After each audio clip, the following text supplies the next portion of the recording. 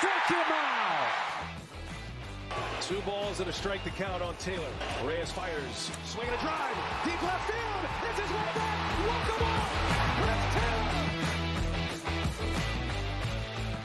What's up, everybody? Welcome into DodgerHeads, presented by DodgerBlue.com. My name is Jeff Spiegel. Today, we got a new guest, Scott Geirman, a member of our DodgerBlue.com team. Scott, we appreciate you joining us. Your first time here, so why don't we start? Just give us a little bit of a bio about yourself. All righty. It's great to be here. I'm happy to be here. I'm excited. I've been a Dodger fan all my life. It goes as far back as, rooting for Todd Hollandsworth and Mike Piazza and oh my goodness, all the way back. I remember Lima time. That was like glory days for me. And I remember being amongst all my friends and crying when Juan Uribe hit the go-ahead, and we fell in love. Here we are. Awesome. Well, we appreciate you joining us. Today, we've got sort of a crazy topic for our short today, and that is Juan Soto. This is the story that, I almost wish wasn't a story, but here it is. As long as Juan Soto has not signed an extension with the Nationals, there are always going to be rumors, and if there are going to be trade rumors, it is always going to involve the Dodgers. And so I figured if we're going to deal with a crazy story such as could Juan Soto get traded to the Dodgers, then we are going to step up the craziness a little bit and actually talk packages. Juan Soto, you could say right now, one of the best players in baseball, and I think that's completely justified. We're talking about a guy who's 23 and a half years old. He's going to be a free agent in 2025. He put up 7 wins above replacement last year as a 22-year-old, so absolutely insane. So here's how we're going to do this. Scott is going to play the role of Mike Rizzo, the GM of the Nationals. I'm going to play the role of Andrew Friedman on the Los Angeles Dodgers, and Scott's going to offer me a few different proposals, and we'll talk through those from the Dodgers' perspective. And I'm just warning people, if you think Juan Soto is going to be had for the type of package that you are familiar with, whether it's a Trea Turner, Max Scherzer type package, you are sorely mistaken, is going to be my guess. So, Scott, I'll turn it over to you, and you can start wherever you want. I know you've got a prospects package, a major league player package, a mix of both. So you start wherever you want, and let's get the trade talks moving. All righty. So I'm Mike Rizzo. You give me a call. First thing, I ask for, I start right there. We're right at the top. I ask for Diego Cartaya. That's my starting point. And if you think that we're going to then ask for Bobby Miller, then I'll ask for Michael Busch and Andy Pages. We'll go year 1 through 4. And I know Dustin May will be coming back right around a little bit after the All-Star break from the Tommy John. And I'd like you to throw in another controlled reliever, high power bazooka. I want Brusdar Graterol, and then we'll start from there. Okay, so to recap, we've got all the Dodgers' top prospects. We've got Bobby Miller, Diego Cartaya. Did you say Pages and Busch? Yep, Pages and Busch. Okay, so 4 of the top 5. Miguel Vargas, kind of another guy in there, but 4 of the top 5. You want Brusdar Graterol and Dustin May. That's the first package we're talking here. Is that right? Yep. So my initial reaction is, again, people are going to think this is crazy, but you have to understand, we are talking about a 23-year-old, one of the best players in the game, still under team control through 2024. So as absurd as this might seem to some people, I actually think we're beginning to scratch the surface of what this is could potentially look like. If I'm Andrew Friedman, it's probably a little too rich for my blood at that point.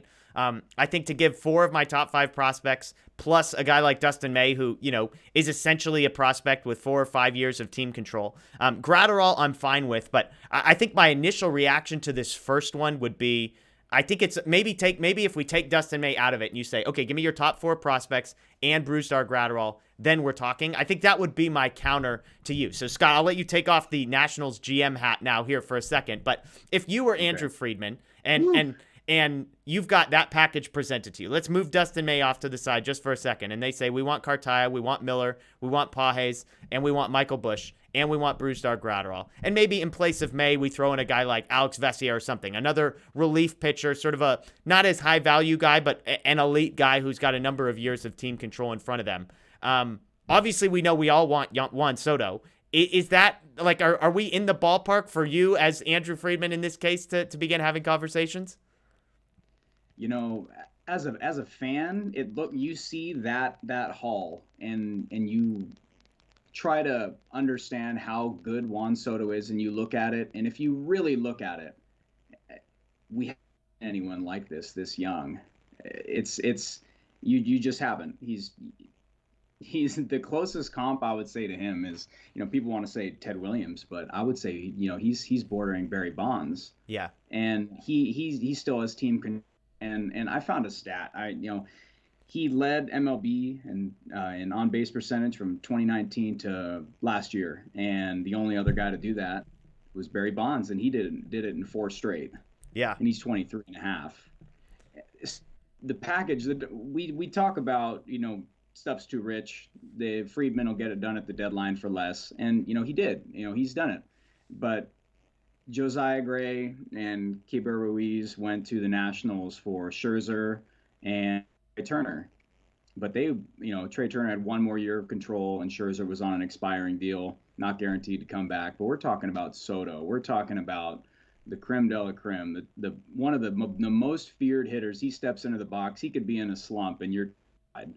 So, for me, I would hand that over. Okay. That's just me. The Dodgers farm is so deep, it's justifiable for me. Yeah. It really is. Yeah, and I think the other thing I'd say, and this is something our prospect guy Justin Lorber and I have talked about, like the Dodgers are about to hit a 40-man roster crunch. Like they've got like 6 or 7 guys they've got to protect from the Rule 5 next year. They already added 5 guys this year, and so, again, I'm not saying it's going to be Juan Soto. Like, please do not hop halfway into this video and hear me saying, like, the Dodgers are trading for Juan Soto. I don't think any of these things are going to happen, but I do think if you could package 4 or 5 guys, even if they're your top 4 or 5 guys, to go get a guy like Juan Soto, you have to at least seriously consider that. So, okay, package number 1, we sort of landed somewhere. Give me package number 2. Package number 2, you'll see a trend here, one common guy.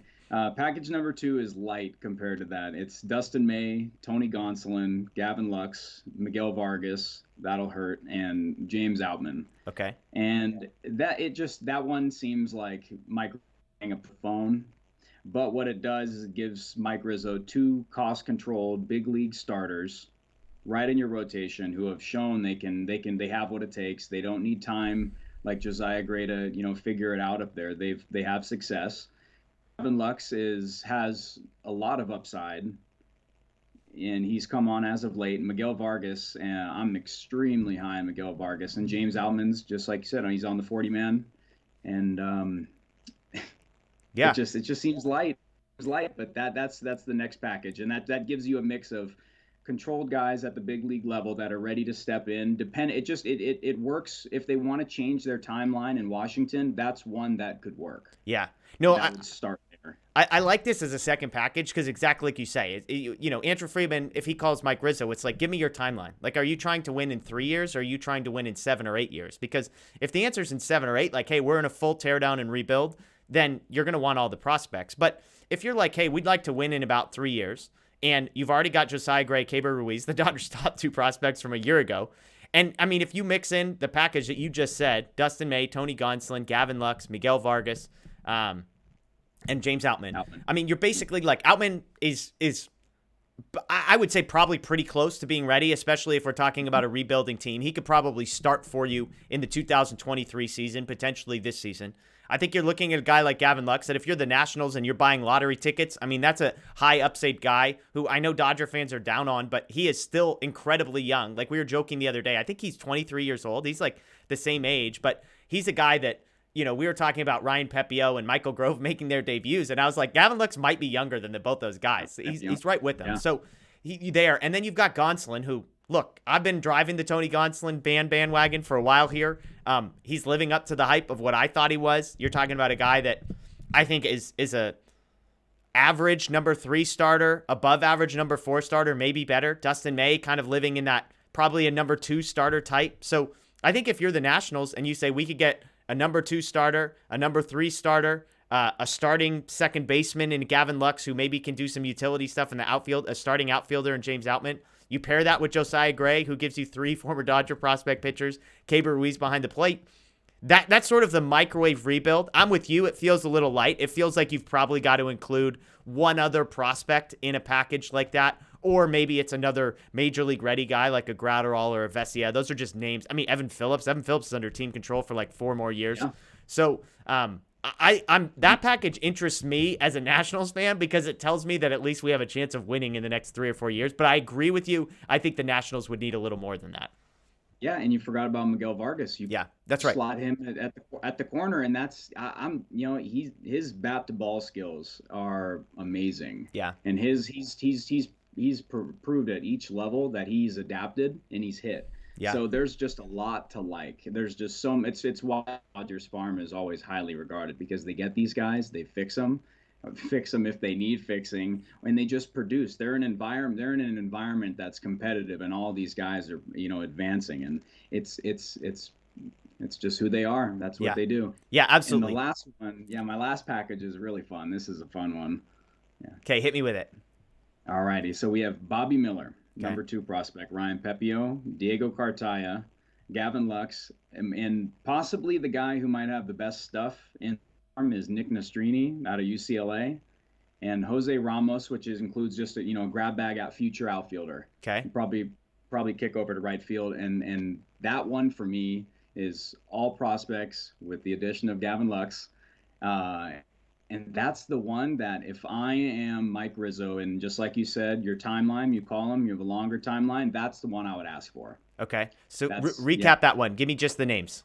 So I'll go in prospect, ranking: Diego Cartaya, Bobby, Ryan Pepio, Nick Nastrini, and Jose Ramos. Okay. Yeah. With Gavin Lux. Yeah, and this one's interesting because it depends on like what you think about Pepio and Bobby Miller, right? Is Bobby Miller is the upside? I mean, we know he's a top 100 guy just about everywhere you look. I think he's on every top 100 list.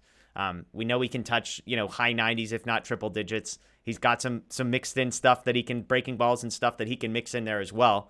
And so if you think he can be, again, in that, sort of like maybe Dustin May upside, but less of the injury concerns that we've already started to see crop up with Dustin May.